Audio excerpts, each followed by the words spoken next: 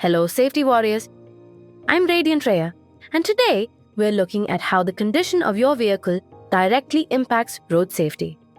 Neglecting basic maintenance like tire checks, brakes, and lights can make driving risky for everyone on the road. Key factors that impact vehicle safety include worn tires. These reduce grip on the road, especially in wet conditions. Brake issues. Poor brakes affect stopping distance and increase accident risk. Faulty lights. Dim or broken lights reduce visibility, especially at night. Engine problems. A poorly maintained engine can lead to sudden breakdowns. Each of these issues can contribute to accidents. Worn tires lead to skidding and loss of control, especially during rains. Weak brakes increase stopping distance, making it hard to avoid sudden obstacles. Broken lights mean other drivers can't see you well, especially in poor lighting. Let's look at a real-life example.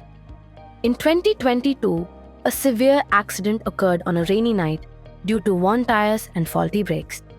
While the driver was careful, the vehicle's poor condition prevented him from stopping in time, causing a collision. Proper maintenance could have prevented this.